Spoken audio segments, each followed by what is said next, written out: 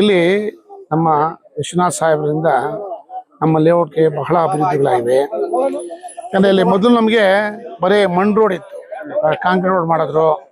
ಆಮೇಲೆ ಜನ ವಸತಿಗೋಸ್ಕರನೇ ಬೋರ್ ಹಾಕ್ಸಿದ್ರು. ಅದನ್ನ ಬಹಳ ಅನುಕೂಲ ಆಯಿತು. ಮೊದಲು ಇಲ್ಲಿ ಓಡಾಡೋಕ್ಕಾಗ್ತಾ ಇರಲಿಲ್ಲ. ಇವಾಗ ಎಲ್ರಿಗೊಂದು ಕಂಫರ್ಟಬಲ್ ಝೋನ್ ಇದೆ, ಬಹಳ ಅನುಕೂಲಗಳಾಗಿದೆ. ಅಷ್ಟೇ ಅಲ್ಲದೆ ಯಾವಾಗಲೇ ಕೇಳಿದ್ರು ಯಾವುದಕ್ಕೂ ಇಲ್ಲ ಅನ್ನಲ್ಲ. ಅವರು ತಾತ್ಕಾಲಿಕವಾಗಿಲ್ಲ ಅನ್ನೋ ಮತ್ತೆ ಬಂದು ಮಾಡ್ತಾರೆ. ಅವರು ಇದನ್ನ ಮೊದಲೇ ಕೇಳಿದ್ವಿ, ಫಂಡ್ ಪ್ರಾಬ್ಲಮ್ ಇದೆ, ಮತ್ತೆ ಮಾಡ್ತೀವಿ ಅಂದ್ಬಿಟ್ಟು ಮತ್ತೆ ಇನಿಷಿಯೇಷನ್ ತಗೊಂಡು ಅವರೇ ಮಾಡ್ತಾ ಇದ್ದಾರೆ. ಇದು ಬಹಳ ಖುಷಿಯಾಗಿದೆ. ಅದಕ್ಕೋಸ್ಕರ ಒಂದು ಅಭಿನಂದನಾ ಪತ್ರ ಕೊಡಬೇಕು ಅಂತ ನಾವು ಕೊಡ್ತಾ ಇದ್ದೀವಿ.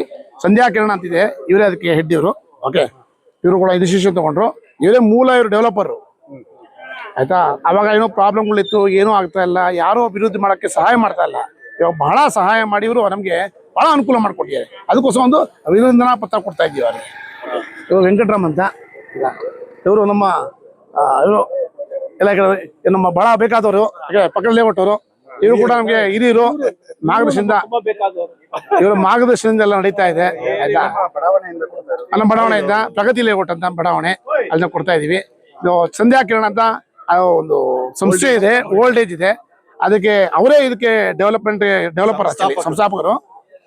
ಪ್ರಗತಿ ಡೆವಲಪರ್ಸ್ ಇಂದ ಇದನ್ನ ಡೆವಲಪ್ ಮಾಡಿದ್ದು ನಾವು.